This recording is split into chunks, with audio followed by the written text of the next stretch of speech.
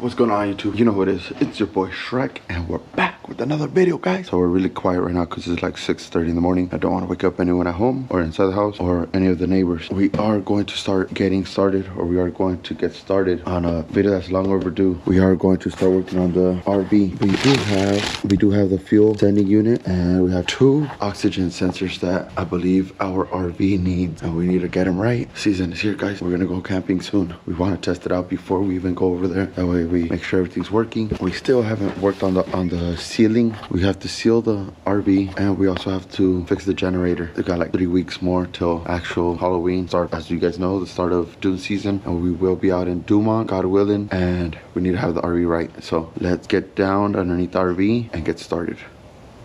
In case you didn't know, this is your fuel tank. Our RV has it behind the axle. Some of them have it in front of it. This is the style we have. Our fuel pump goes up there. So what we will be doing is using the transmission jack to lower it. And then you have 1, 2, 3 bolts that hold the strap down, and then 3 on the other side. We'll go ahead and loosen it up and lower it down just enough so we could get on top and remove the lock ring and switch out the fuel pump.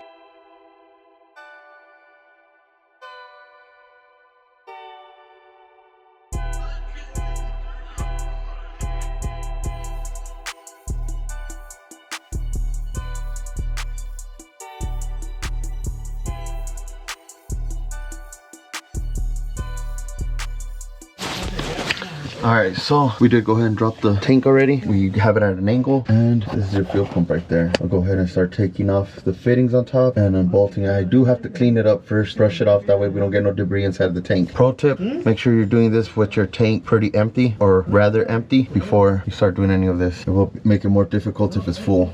There's the pump, the old one. You do need one of these little 3/8 fuel line tool. Harbor Freight has them, 15 bucks. Just want to go buy them right now. And then that way you can take off the 2 fuel lines. Then it does have an electric connector all the way to the back, which not hard to disconnect. So we got the old one out. We're about to start putting the new one on.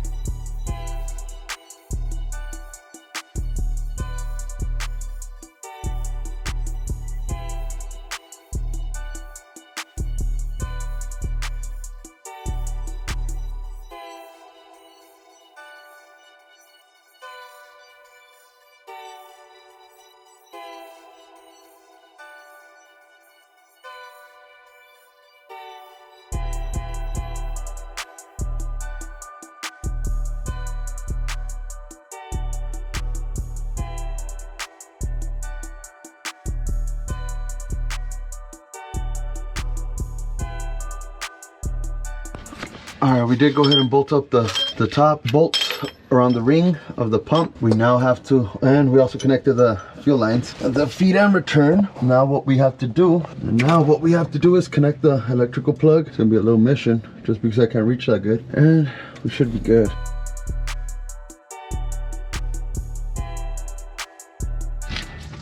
Alright, so we did go ahead and tighten the 3 bolts on this side. 3 nuts on this side are done. Tank is up. I should have tried to start it before I finished, or before I bolted it up, but we're going to trust ourselves and believe that we did it right, and that the pump is good, and that it will start right away. We'll go ahead and go upstairs, or go up to the cabin, try turning it on right now. We have installed the fuel pump on there. I'm gonna go ahead and try to crank it.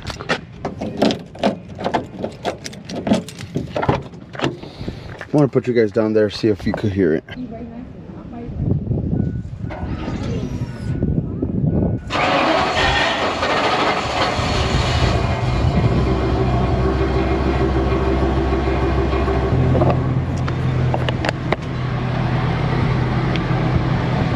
Alright, so I don't know, I'm not sure if you guys were able to hear the fuel pump. Like I said, you do have to have very low fuel to be able to do that because it does get heavy.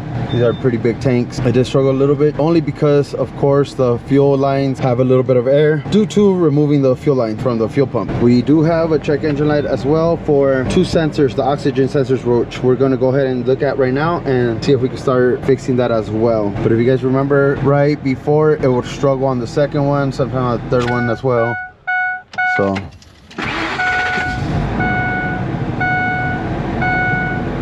hopefully that fixed it. Either way, you guys saw the old one. I don't know if I got a video of the old one. I'll go record it a little bit right now. The old one was really bad. The filter was disgusting on it. So regardless, preventative maintenance, really good to do. All right, so here's the old fuel pump.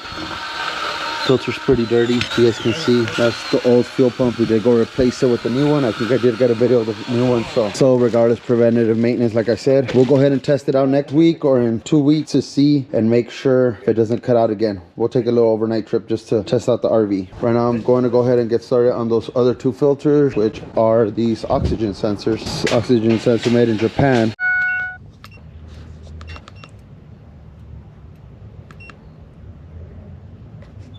So both of them are bank 1 and bank 2 sensor 1, so upstream oxygen sensors. Let's go ahead and get started on that.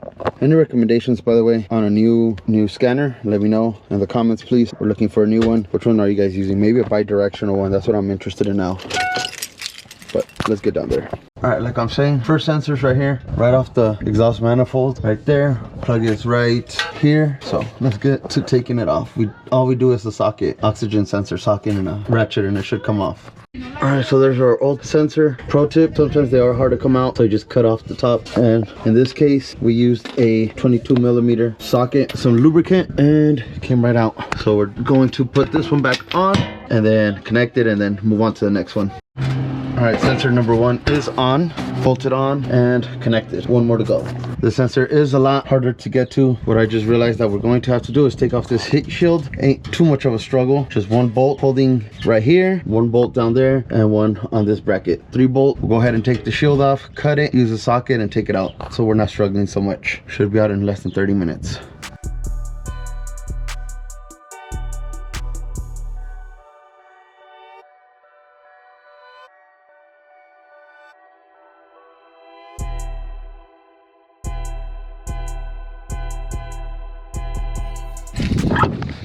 Okay, both sensors are on.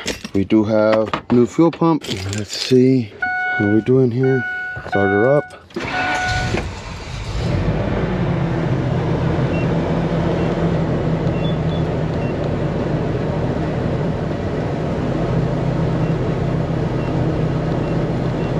We'll have to run her when we go fill her up and see how she's running now.